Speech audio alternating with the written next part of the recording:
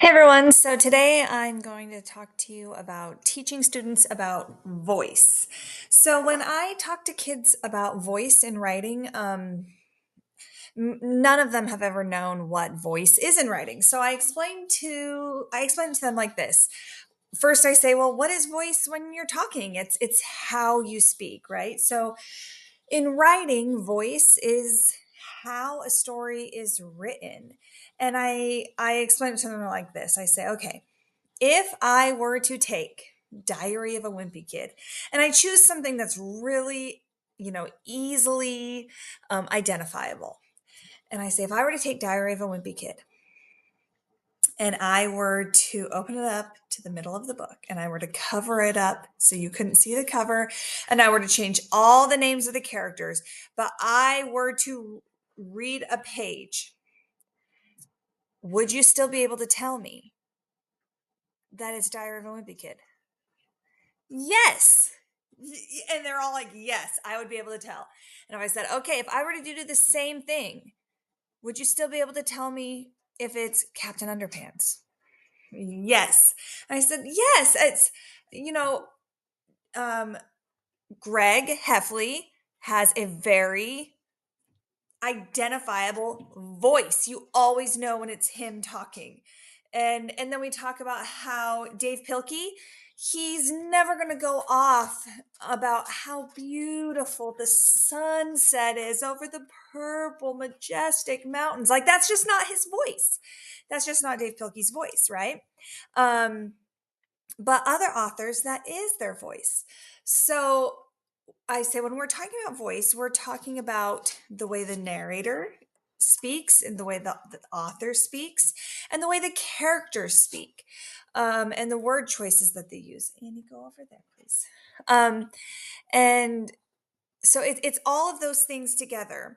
And when we're talking about the voice of the writing, we're usually talking about the way the narrator speaks, and we're talking about the things that they um, focus on, the things that they notice, the word choices that they use. And I talk about a lot of times like the spotlight that they use as the narrator. And so I say, okay, let's kind of take a practice at writing with voice by using like a stereotypical voice to tell a very cliche story that we all know. And so the way that we do this is I write up some stereotypical voices that we can use. And the stereotypical voices that the kids all really like to use the most are, um, we used to call it Valley Girl voice, but today they know it as Mean Girl voice, is what it's called. Surfer Dude is still Surfer Dude. Um, Another one that they like to do is like soccer coach or scientist. Or another one that's been fun to do is kindergarten teacher. Kindergarten teacher is a fun one. And so I give them these options. We can do mean girl, we can do surfer dude, we can do kindergarten teacher, or we can do like scientist or doctor or police officer. Those ones are a little bit trickier. Usually we try to do surfer dude or mean girl voice. And then we choose which fairy tale we're going to retell in the voice. Are we going to do Goldilocks? Are we going to do Little Red Riding Hood? Are we going to do Gingerbread Man? Or are we going to retell? I don't know. Those are usually the ones that we choose. And then I take a marker and we pass it around to redo it. But before we get to the part where we're actually retelling in the voice, we do some brainstorming. So, the one that we do most often is Mean Girl. That one seems to go over the best.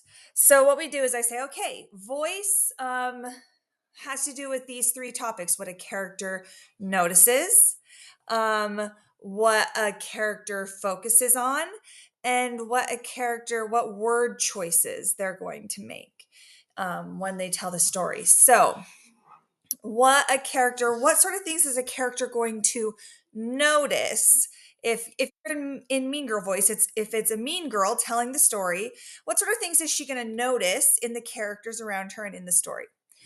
So we write that up on the board. What sort of things is Mean Girl going to notice? And they're like, oh, she's going to notice people's makeup. She's going to notice people's hair. She's going to notice their clothes.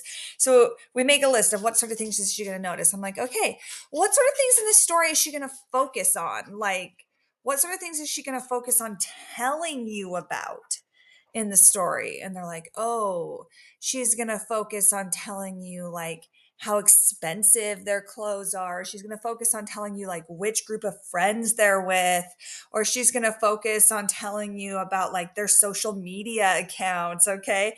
Or telling you about like how she's going to post this on the gram or whatever.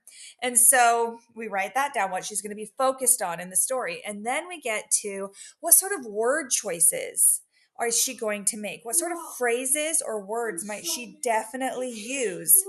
Tommy, what sort of phrases or word choices might she definitely use? And so then we make a list of the phrases. And the kids really get into it at this point because then they can throw in all of their things. They're like, oh, she'll definitely say clock it or bussin' or you know, we love us a fitness queen or, whatever. Yes, queen. And so they throw in all the things that this mean girl would say. And so we write them all up there so that we have this nice, huge board of things to draw on. Because then what happens is I start off to give the example of how we're going to do this. And then I say, okay, I have the marker, but once I get to a stopping point, I'm going to hand the marker off to you. And then you have to tell the next part of the story in the mean girl voice. And so I start them off. And you have to get really into it. The way to let the kids know they can get into it is you have to be like 10 times higher.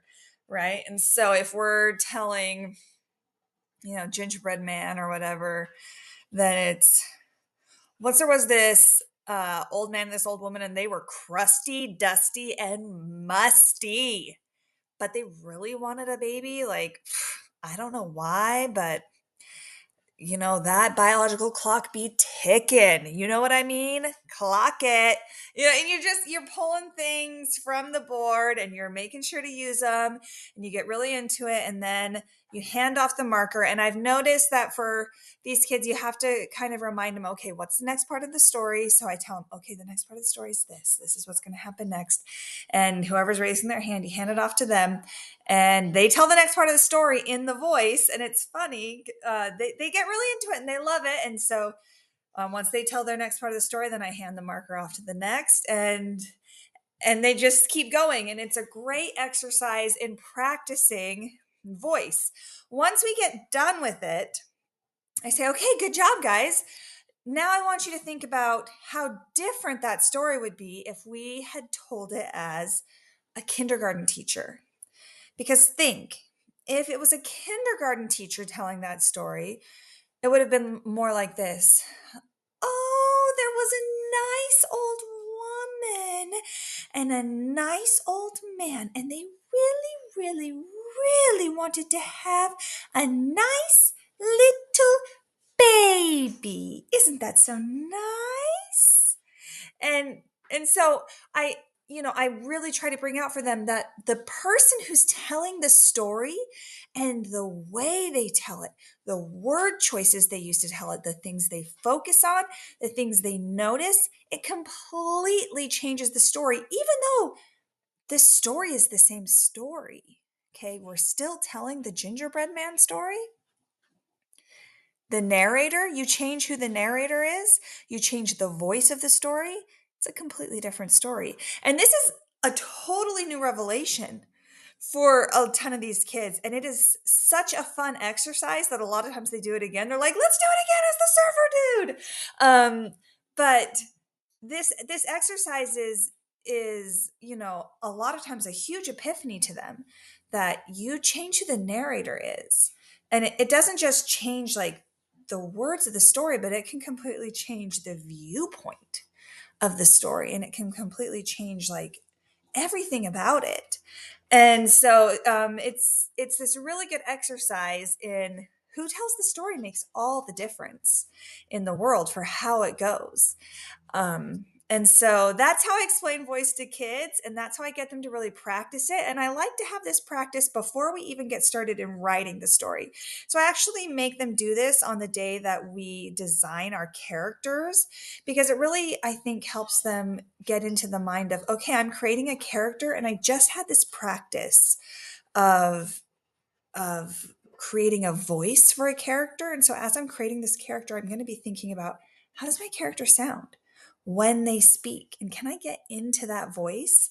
And I found that when I have them practice that the next week, when they start actually writing, a few of them really do try and take on the voice of the character, and they do take risks with that. They do experiment getting into that first person point of view and getting a little attitude with it, a little getting a little risky with it, and getting more personal with it, really taking on more of a voice in their first person point of view and not being so stiff with it. So it's a really great practice for them to take on a little bit more soul into their writing.